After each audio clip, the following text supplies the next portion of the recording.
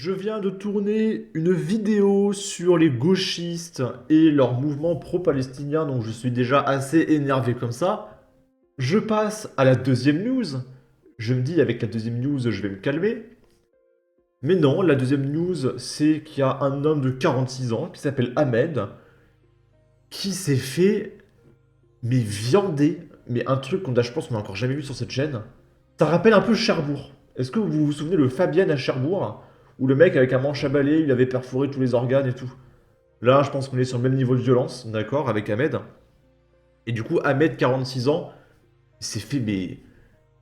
Je crois qu'il n'y a pas de mot dans le dictionnaire pour qualifier ce qui lui est arrivé par un Égyptien migrant sous OQTF, etc. Problème psychiatrique, la totale, hein, comme d'habitude. Vous allez voir, mais c'est horrible. Donc, il s'est acharné sur la victime. À Saint-Maur, un homme tué de multiples coups de couteau en pleine rue. Si seulement c'était que ça. Un suspect de 46 ans a été arrêté par la police peu après l'homicide par arme blanche d'un septuagénaire. Excusez-moi, la victime n'a pas 46 ans, c'est le coupable qui a 46 ans et la victime en a 70. Ok. Tous deux sortaient d'une distribution d'aide alimentaire près de la place d'Adenville-Kennedy. Il était coupé de partout. L'agresseur s'est acharné sur la victime alors qu'elle gisait au sol, décrit un témoin encore sous le choc. Une scène d'une rare violence s'est déroulée en pleine rue à Saint-Maur-des-Fossés ce jeudi 30 mai. Un homme de 46 ans s'en serait pris soudainement à un septuagénaire, le poignardant mortellement à plus d'une dizaine de reprises. Vers midi, les deux hommes se trouvaient à proximité du secours catholique, selon nos informations. Quand tout à coup, le quadragénaire a dégainé un couteau de boucher et s'est mis à poignarder la victime âgée de 79 ans. La victime aurait été agressée alors qu'elle se rendait dans ce foyer pour récupérer un panier alimentaire, précise le parquet de Créteil. L'arme du crime a été trouvée à proximité du corps, à même la chaussée au croisement de l'avenue Carnot, où se trouve le secours catholique et la place d'Adenville-Kennedy. Oreille découpée, crâne scalpé. Il lui aurait découpé une oreille, scalpé une partie du crâne et tranché le poignet. Celui-ci ne tenait que par des lambeaux, d'après un témoin de l'agression. La victime a reçu près de 17 coups de couteau, comptabilise une source proche de l'enquête. L'autopsie devrait permettre d'en savoir plus sur le nombre de coups reçus. Autour, c'est la panique. Les gens couraient partout, raconte ce dernier. Les secours n'ont rien pu faire pour la victime qui est décédée à la suite de ses nombreuses lésions. Et je vous ai dit, juste avant, je parlais des gauchistes et de leur mouvement pro-Palestine, etc. Ces mêmes gens-là, quand un policier les pousse ou leur dit de reculer, c'est tellement violent que c'est le Troisième Reich, je vais porter plainte à l'IGPN, etc. C'est insupportable.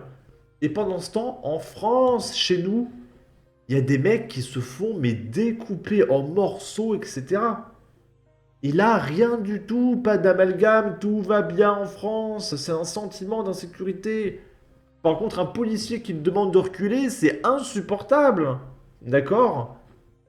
Vraiment, mais j'en peux plus du gauchisme et du laxisme de ce pays. Enfin, du laxisme à géométrie variable, attention. Il avait une attitude assez incroyable. N'en revient pas un témoin qui a vu l'auteur présumé s'enfuir dans une rue avant de revenir tranquillement. Il s'est mis au milieu des badauds. J'ai prévenu les policiers que le meurtrier était au milieu des gens. Les policiers arrivèrent immédiatement sur place, ont pu interpeller le suspect au milieu de la foule qui s'était réunie autour de la scène du crime. Le mis en cause a été placé en garde à vue, indique le parquet de Créteil. Le service départemental de la police judiciaire du Val-de-Marne est saisi de l'enquête en flagrance ouverte pour homicide volontaire. J'ai vu un sapeur-pompier faire un massage cardiaque, mais cela n'a rien changé, déplore une retraitée affectée par la scène. Fouillez mon téléphone portable et vous aurez des réponses à toutes vos questions. Cet étranger en situation régulière, oh alors j'ai pas l'habitude. J'ai dit sous QTF tout à l'heure, mais j'ai tellement l'habitude. J'aurais pas cru, le mec est réglo. Sur le territoire français, comme le précise le parquet de Créteil, ne semblait pas dans son état normal. Il a tenu des propos incohérents, glisse une source. Il aurait d'ailleurs répondu au policier qui venait de lui passer les menottes une phrase assez énigmatique. Fouillez mon téléphone portable et vous aurez une réponse à toutes vos questions. Les enquêteurs vont immédiatement se pencher sur les données de son cellulaire et tenter aussi de savoir s'il était connu pour des troubles psychiatriques.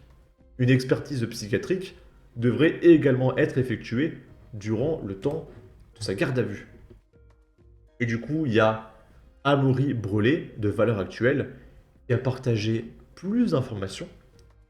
Donc le coupable est un Égyptien de 46 ans qui n'est pas sous OQTF, excusez-moi, j'ai trop l'habitude.